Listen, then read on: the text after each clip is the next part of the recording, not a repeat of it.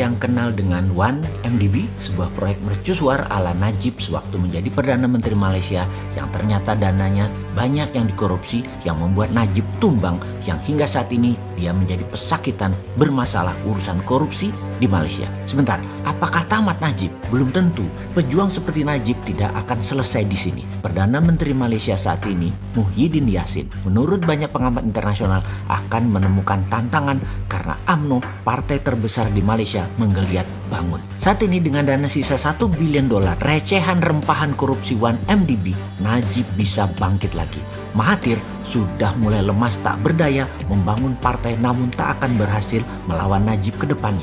Lalu musuh abadi Mahathir, Anwar Ibrahim, juga tidak dapat tempat di kabinet serta tidak berpeluang memimpin pemerintahan mulai kekurangan tenaga saat ini. Tenaga atau daya dalam politik di Malaysia adalah uang. Najib Razak, UMNO masih terlalu sakti untuk jangka panjang permainan politiknya. Maka Bosman sejak beberapa saat yang lalu selalu mengingatkan bagaimana cara berpolitik negara Tiongkok, negara Amerika yang berbeda-beda, juga beda dengan di Asia Tenggara. Harus dipahami bagaimana cara bernegaranya Tiongkok, bernegaranya Amerika itu. Dan sekarang kita belajar Asia Tenggara bagaimana bernegaranya. Ada Myanmar yang kuat militernya, juga Vietnam dan Thailand yang juga punya gaya sendiri bernegaranya, juga kuat di militernya. Malaysia mirip Indonesia, dunia politiknya kuat di duit dan kuat oligarkinya bermain. Militernya di Indonesia dan Malaysia sudah kempes, tidak sekuat Thailand, tidak sekuat Myanmar, dan tidak sekuat Vietnam berpolitiknya. Menjadi penguasa di Indonesia dan Malaysia ada kemiripan dari cara mencapainya. Kekuatannya di uang. Kalau di Filipina kekuatannya di nama besar dan populerisme. Model Amerika, Malaysia dan Indonesia sekali lagi kekuatannya di modal uang. Kembali ke Malaysia, UMNO, partai terkuat ini akan bangkit lagi dengan geng Najib yang akan memimpin. Rasanya di tahun 2023 Najib bisa berkuasa lagi atau proksinya Najib yang jadi. UMNO sekali lagi akan berkuasa lagi. Najib akan lepas dari berbagai jeratan yang dituduhkannya nanti. Dari mana dana Najib bergerak? Dari rempahan receh dari sisa-sisa 1MDB. Masih ada sekitar 1-2 bilion dolar yang akan dimainkan oleh Najib. Bahaya ini orang, tetapi begitulah bernegara di Malaysia. Karena itu Malaysia itu negara yang sangat proteksionis dalam hal kekuasaan.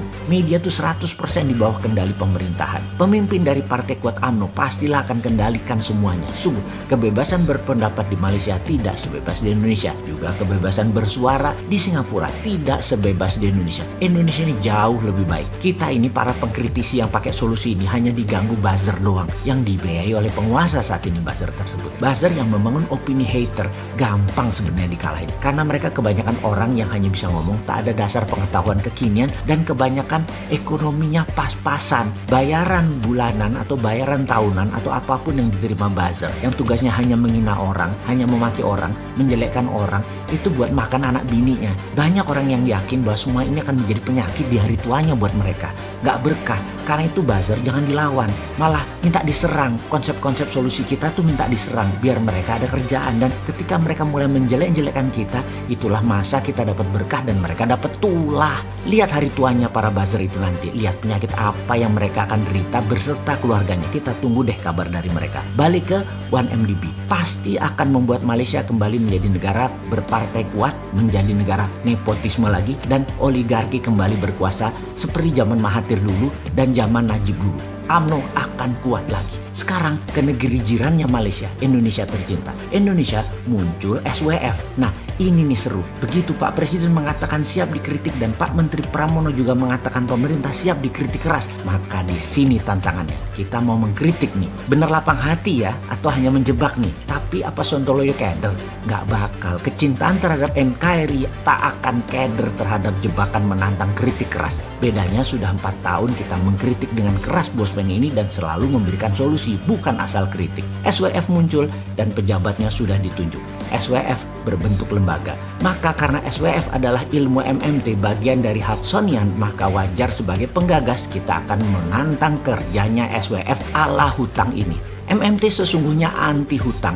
Hudsonian itu pro printing money, sementara Keynesian pro hutang dan pro bank, terutama bank sentral. Jadi kalau orang bank di lembaga SWF, wajar kalau mereka cara berpikirnya Keynesian dan pro bank atau bacanya jago ngutang. Jadi memakai SWF-nya MMT dipakai jurus Keynesian pasti bubrah, pasti ambiar. Dan ini kritikan loh ya, katanya boleh. Sebagai penggagas anti hutangan, di dalam kelola negara maka SWF ala hutangan ya pasti kita pertanyakan atau dibacanya dikritik. Yang menjadi pertanyaan banyak pengamat dan penganut MMT pro Mardi Gunation tentang strategi SWF dengan menjaminkan aset negara cari hutangan adalah kok kayak 1MDB-nya Najib ya? Jangan sampai kejadian nih tangan gua ngetok meja sambil ngomong amit-amit ya Bang Bayi.